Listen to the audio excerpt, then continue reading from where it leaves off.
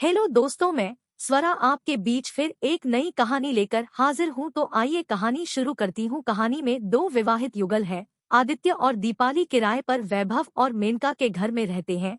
आदित्य और दीपाली के विवाह को अभी 1 वर्ष भी नहीं हुआ था। दीपाली का रूप रंग लावण्य, उसकी मस्त जवानी हमेशा आदित्य के दिल और दिमाग पर छाई रहती। हालांकि आदित्य और दीपाली जी भर के जवानी और रोमांस के मजे ले रहे थे, फिर भी आदित्य जब भी ऑफिस में होता तो दीपाली की छवि उसकी आंखों के सामने तैरती रहती। जैसे ही उसे कुछ पल की फुर्सत मिलती, वह लंच ब्रेक में घर जाता और लंच के बजाय पंच करके लौट आता। वैवाहिक सुख की प्रचुरता के कारण दीपाली की दीवानगी भी बढ़ी हुई थी। कुल मिलाकर दोनों एक दूसरे को बेइंतहा चाहते थे, एक दूसरे की प्राकृतिक जरूरतों का पूरा ध्यान रखते थे और एक दूसरे के सुख के लिए कुछ भी करने को हमेशा तैयार रहते थे। दीपाली नहाने जा रही थी। उसने अपना गाउन उतार कर धोने में डाल दिया था और वह अपने अंदर के 2 पीस कपड़ों में थी और यह सोचते हुए दरवाजे की ओर दौड़ी कि लंच ब्रेक में आने वाला आदित्य आज 11 बजे ही कैसे आ गया। उसने आगे बढ़कर दरवाजा खोला तो वह बहुत चक्की रह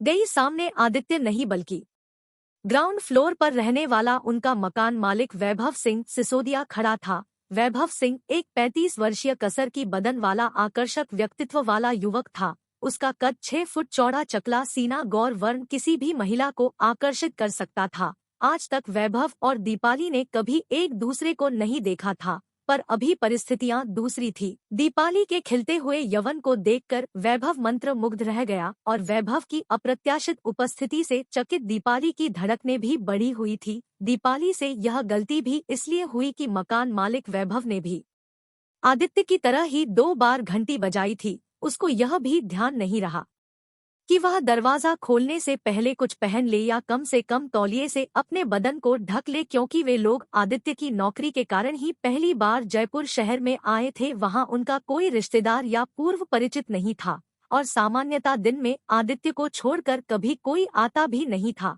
जब दीपाली को अपनी स्थिति का ध्यान आया तो वह अंदर भागी और नया गाउन पहन के वापस आई। उसने आकर वैभव से नजर चुराते हुए पूछा, हाँ कहिए वैभव जी, कैसे आना हुआ? वैभव ने कहा, अरे आदित्य सर का फोन आया था, उनको ऑफिस के काम से जोधपुर जाना पड़ गया है। तुम्हारा फोन बंद आ रहा था, इसलिए उन्होंने मुझे तुमको यह सूचना देने के लिए बोला था। दीपाली ने कहा, ओ मेरा फोन बंद हो गया था, मैंने उसे चार्ज करने के लिए तो लगा दिया था, किंतु उसे ऑन करना भूल गई थी। वैभव सीधी की ओर बढ़ा और उतरने के पहले मुस्कुराते हुए बोला, दीपाली जी दरवाजा खोलने के पहले थोड़ा ध्यान रखा करो। फिर शरारत से आंख मारते हुए बोला, पूरे बदन में सनसनी मचा दी तुमने। दीपाली झेम हुई, बोली, जी आइंदा ध्यान रखूंगी। वैभव नीचे चला गया और दीपाली दरवाजा पुनः बंद करके अपनी बढ़ी हुई धड़कनों को सामान्य करने के लिए बिस्तर पर लेट गई। उसे बार बार वैभव की उसके बदन का जायजा लेती व आंखें याद आ रही थी, जो दरवाजा खुलने पर उसके मादक जिस्म को हा रही थी। कह सकते हैं कि उसने आंखों ही आंखों में दीपाली के संग मनमर्जियां कर ली थी। अजीब बात यह थी कि दीपाली को भी अपनी चूक पर शर्मिंदगी कम और सनसनी अधिक महसूस हो रही थी। उसके लिए यह एक नया अनुभव था जो उसने जिंदगी में पहली बार आज महसूस किया था। दीपाली की तबीयत बड़ी अन्नी सी हो रही थी। उसको ऐसा लग रहा था जैसे वैभव की आंखों के चुंबक ने उसकी जान निकाल ली हो। फिर भी नहाना तो था। दीपाली जैसे तैसे पलंग से उठी और नहाने के लिए बाथरूम में चली गई। जब वह नहाकर निकली तो उसको भूख तो लग रही थी, लेकिन उसका खाना बनाने का बिल्कुल भी मन नहीं कर रहा था।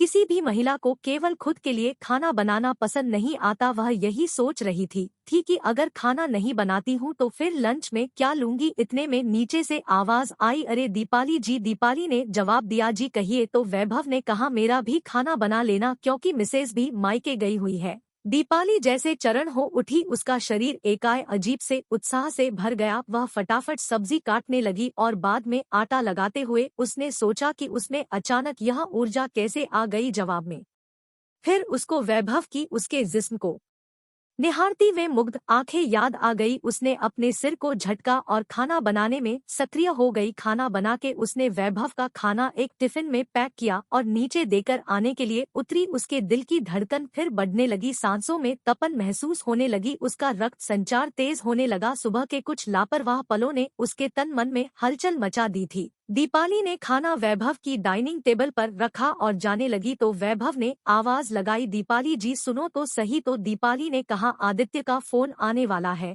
मैं बाद में आती हूँ, और सरपट बाहर निकल गई। उसका दिल जोरों से धड़क रहा था। सुबह का दृश्य और वैभव की ललचा हुई आंखें उसके दिमाग से निकल नहीं पा रही थी। दिन में खाना खाने के बाद वह सोने के लिए लेटी, लेकिन बहुत समय तक उसके दिमाग में तरह तरह के विचार आ रहे थे। उसे समझ नहीं आ रहा था कि वह सुबह की घटना को भुला क्यों नहीं पा रही। वह यह भी नहीं समझ पा रही थी कि उसके मन में गलानी का भाव क्यों नहीं रहा था। ऐसे ही ख्यालों में खोई हुई पता नहीं कब उसकी आंख लग गई। दीपाली सोकर उठी तो उसकी तबीयत बेचैन थी। उसे लगा कि नींद ठीक से नहीं आई। कच्ची नींद में बहुत से सपनों ने शरीर को आराम पहुंचाने के स्थान पर थकान से भर दिया था। इतने में नीचे से वैभव की आवाज सुनाई दी, दीपाली जी नीचे आ जाओ, चाय साथ ही पियेंगे। दीपाली ने कहा, जी आई। उसका ध्यान नीचे आ जाओ शब्दों पर गया। अनायास ही उसके होठों पर मुस्कान आ गई। चाय पीते हुए वैभव ने दीपाली से कहा, परेशान दिख रही हो, नींद ठीक से नहीं आई क्या? दीपाली ने कहा, जी कुछ बेचैनी सी लग रही है।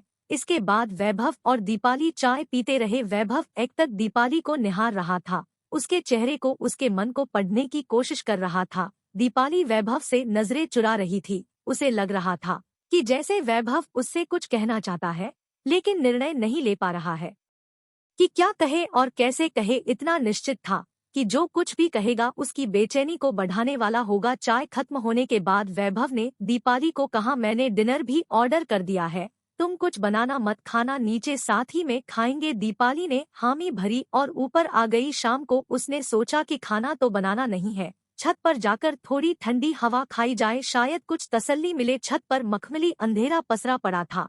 दीपाली एक कोने में जाकर बैठकर ठंडी हवा झकों का आना लेने लगी। इतने में छत के दूसरे कोने में उसकी नजर पड़ी, वहां वैभव टहल रहा था। यह एक तक उसे देख रहा था। दीपाली को ऐसा लगा कि वैभव को भी सुबह के दृश्य ने जकड़ रखा है। वैभव को भी बेकरार पाकर दीपाली के दिल को अजीब सा करार आया। दीपाली चुपके से छत से नीचे उतर आई और इंतजार करने लगी डिनर के बुलावे का। वह प्रकृति के इस पर पुरुष और परस्त्री आकर्षण को समझने की कोशिश कर रही थी। आमतौर पर माना जाता है कि असंतुष्ट पत्नी और पत्नी की उपेक्षा के कारण काम सुख से वंचित पति ही इधर उधर किसी अन्य की ओर आकर्षित होते हैं और अपनी दमित इच्छाओं को पूरा करने की कोशिश करते हैं। लेकिन दीपाली के साथ तो ऐसा नहीं था। उसने और आदित्य ने तो जी भर के एक दूसरे की देह का दोहन किया था, सभी संभव आसनों का प्रयोग करके एक दूसरे को हर तरह का शारीरिक सुख पहुंचाया था। उनके बीच तो आज तक कहां सुनी भी नहीं हुई थी। फिर ऐसा क्या हो गया कि सुबह से वैभव का चेहरा उसकी आंखों के सामने से हट नहीं रहा था। उधर वैभव तो जैसे इस स्वर्णिम अवसर का लाभ उठाने के चक्कर में था। उसे ऐसा लग रहा था जैसे कुदरत ने उसे यह मौका इसलिए दिया है जिससे वह दीपाली जैसे तरोताजा फल का स्वाद ले सके। दीपाली को जरा भी अंदाजा नहीं था कि शाम को छत पर टहलते हुए वैभव जानबूझकर उसे ऐसे देख रहा था, क्योंकि उसने कनखियों से दीपाली को वहां आकर बैठते हुए देख लिया था और वह उसकी कामवासना को सुलगा और भड़काना चाह रहा था। दोस्तों, इस कहानी को बीच में रोकने के लिए माफी चाहती हूँ। कहानी के अगले रोचक भाग के साथ मैं आपको जल्द ही मिलूंगी। दोस्तों, इस कहानी का यह भाग आपको थोड़ा सा भी पसंद आया है तो प्लीज एक लाइक जरूर करिए, इससे हमें मोटिवेशन मिलता है। और अगर चैनल पर नए हैं तो सब्सक्राइब करना बिल्कुल ना भूलिए, घंटी को जरूर दबाएं जिससे कि नई कहानियों का नोटिफिकेशन पहले आपको मिले। तब तक के लिए